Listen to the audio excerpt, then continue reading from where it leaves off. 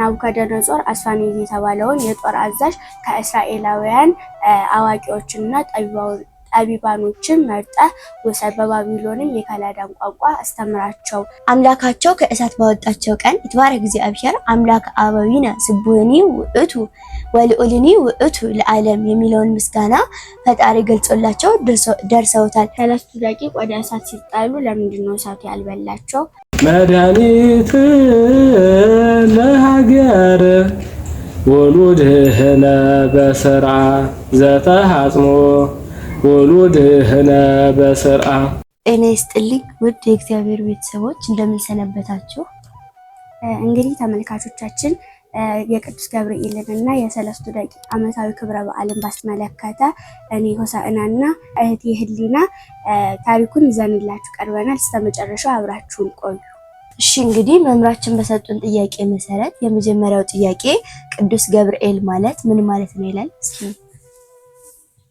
ቅዱስ ማለት የተለየ የተመረጠ ክቡር ማለት ሲሆን ገብርኤል ማለት ደግሞ እግዚኦ ገብር አምላክ ወሰብ ማለት ነው። ጌታና አገልጋይ ሰውና አምላክ ማለት ነው። እሺ ሁለተኛው ጥያቄችን ደግሞ እመቤታችንን ለማብሰር የተመረጠበት ምክንያት ምንድነው ይላል። ሳጥናኤል አምላካችሁ እኔ ነኝ ባለ ጊዜ ቅዱስ ገብርኤል ንቁም በበህላዌነ እስከንረክቦ አምላክነ ብሎ መላእክትን አረጋጋቸው። በዚያን ጊዜ ቅዱስ ገብርኤል መልአከ ብስራት ጸዋሬ ዜና እንዲሆን ተመረጠ። የሶስተኛው ጥያቄ ደግሞ ቅዱስ ገብርኤል በየትኛው ከተማ ይኖራል? መጋቤ ማንስ ይባላል? ቅዱስ ገብርኤል በአርባብ ላይ በአለቅነት ተሹሞ ለስነ ፍጥረት የሚሆን ዜናን ወደ እመቤታችን ድንግል ማርያም አምጥቷልና መጋቢ ሐዲስ ተብሏል። አራተኛው ጥያቄ ደግሞ ሰለስቱ ደቂቅ ማለት ምን ማለት ነው? የምን ቋንቋ ነው? ሰለስቱ ደቂቅ ማለት ሰለስቱ ማለት ሰለሰ ሶስት አደረገ ካለው የግዕዝ ስርወ ቃል የወጣ ሲሆን ሶስት ማለት ነው። ደቂቅ ማለት ደግሞ ደቀ ሕፃን ሆነ ካለው የግዕዝ ስርወ ቃል የወጣ ሲሆን ሕፃን ማለት ነው። ቀጣዩ ጥያቄያችን ደግሞ እስራኤላውያንና ሰለስቱ ደቂቅ ለምን ተማረኩ ይላል። ንጉስ ኢያቄም በሰራው ስራ እግዚአብሔርን ስላስከፋና እግዚአብሔርን አሳልፎ ስለሰጠ ናቡከደነጾር ኢየሩሳሌም በወረራት ጊዜ እስራኤላውያንን ማርኳቸው። ቀጣዩ ጥያቄያችን ደግሞ ተማርከው ወዴት ሀገር ሄዱ ይላል። ተማርከው የሄዱበት ሀገር ወደ ባቢሎን ሀገር ወይም ከለዳውያን ሀገር ነው። የቀጣዩ ጥያቄያችን ደግሞ በሄዱበት ሀገር ወደ ትምህርት ቤት ለመግባት የተመረጡበት መስፈርት ምንድን ነው? ናቡከደነጾር አስፋኔዝ የተባለውን የጦር አዛዥ ከእስራኤላውያን አዋቂዎችና ጠቢባኖችን መርጠህ ውሰድ፣ በባቢሎንም የከላዳን ቋንቋ አስተምራቸው። የከላዳን ቋንቋ ትምህርት ይማሩ ባለው ጊዜ ሲመርጥ እነሱን መርጧቸዋል። የመጀመሪያ ስማቸውና ንጉሥ ያወጣላቸው ስም ማን ይባል ነበረ? ትርጉሙስ?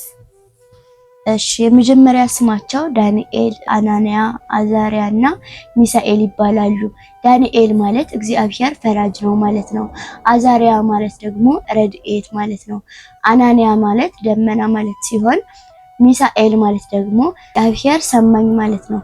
ንጉሱ ያወጣላቸው ስም ደግሞ ዳንኤልን ብልጣሶር፣ አናንያን ሲድራቅ፣ አዛሪያን ሚሳቅ፣ ሚሳኤልን ደግሞ አብደናጎ ብሏቸዋል።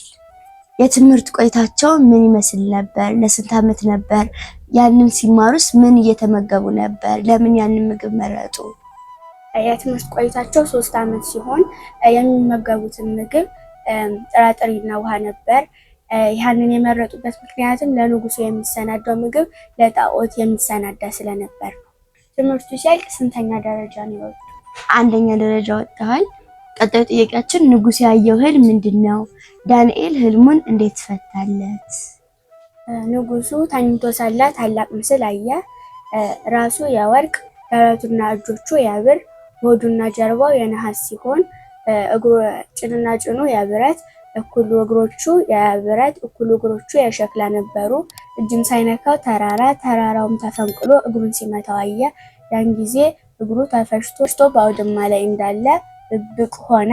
ነፋስም ወሰደው፣ ቦታውም አልታወቀም። የመታውን ድንጋይ ለተራራ ሆነ፣ ምድርንም ሞላ። እሺ ትርጉሙ ምን ነበር?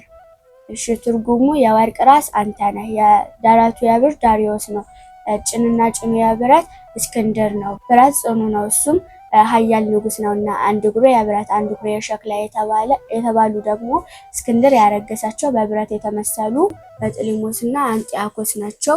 በሸክላ የተመሰሉት ደግሞ ሰልፎስና ድማጥሪያኖስ ናቸው። ሰለስቱ ደቂቅ ወደ እሳት ሲጣሉ ለምንድን ነው እሳቱ ያልበላቸው? በእሳቱ ውስጥ እያሉ 33 ጊዜ ያመሰገኑበት ምስጢሩ ምንድን ነው? እሺ ለንጉሱ አንሰግድም ባሉበት ጊዜ ንጉሱ ተቆጥቶ እሳቱ 7 እጥፍ ጨምሮ እንዲነድ አድርጎ ቅንጭት፣ ቁልቋል የመሳሰሉትን እንጨቶች እንዲጨመሩ አደረገ። ያን ጊዜም የእሳቱ ነበልባል ወደ ላይ 49 ክንድ ከፍ ከፍ አለ። ያን ጊዜ ከዚያም በኋላ 3 ልጆች ከመጎናጸፊያቸው ጋር ወደ ነደደው እሳት ገቡ። የጣሏቸውም ሰዎች የእሳቱ ወላፈን አቃጠላቸው። እነሱም ቅዱስ ገብርኤል በጌታ ፈቃድ እንደ አይነ ጥቅሻ ደርሶ እሳቱን እንደ ቀዝቃዛ ውርጭ አደረገላቸው። ከራሳቸው ፀጉር አንዲት ሳትቃጠል የእሳት ሽታ ሳይደርስባቸው ከእሳቱ ውስጥ ሆነው ይትባረክ እግዚአብሔር አምላከ አበዊነ ከሚለው ጀምረው ንባርኮ ለአብ ወወልድ ወመንፈስ ቅዱስ እስከሚለው 36 ጊዜ መላልሰው አመስግነዋል። በማግስቱም ንጉሱ ትናንት ወደ እሳቱ የጣልናቸው 3ቱን ልጆች አስረን ነበር፣ ዛሬ ግን እጃቸው ተፈቶ 4 ሆነው በእሳቱ ውስጥ ሲመላለሱ ይታየኛል። የአራተኛው ሰው መልክ የእግዚአብሔር ልጅ መልክ ይመስላል አለ። በዚያም ጊዜም ንጉሱ ወደ እሳቱ ተቆጥቶ እናንተ የልዑል አምላክ ባሪያዎች ኑ ውጡ ባላቸው ጊዜ እዚያም በእሳቱ ውስጥ እንዳልተቃጠሉ አይቶ መልአኩን ልኮ ባሪያዎችን ያዳነ የሲድራቅ የሚሳቅ የአብደናጎ አምላክ የተመሰገነ ይሁን አለ። አምላካቸው ከእሳት ባወጣቸው ቀን ይትባረክ እግዚአብሔር አምላክ አበዊነ ስቡህኒ ውእቱ ወልዑልኒ ውእቱ ለዓለም የሚለውን ምስጋና ፈጣሪ ገልጾላቸው ደርሰውታል። በእሳት ውስጥ እያሉም ተናግረውታል። ድርሰታቸውም 2 ወገን ሲሆን ባለ 6 አንቀጹ ምስጋናቸው ከ600 ዓመታት በኋላ ክርስቶስ እንደሚወለድ የሚያሳይ ነው። ሌላኛው 33 አንቀጾች ያሉት ምስጋናቸው ደግሞ መድኃኒታችን ኢየሱስ ክርስቶስ በዚህ ዓለም ለ33 ዓመታት እንደሚመላለስ ያጠይቃል። እሺ እንግዲህ ተመልካቾቻችን የቅዱስ ገብርኤል እና የሰለስቱ ደቂቅ ታሪክ ይህን ይመስላል። የቅዱስ ገብርኤል የሰለስቱ ደቂቅ ረድኤት በረከት ይደርብን።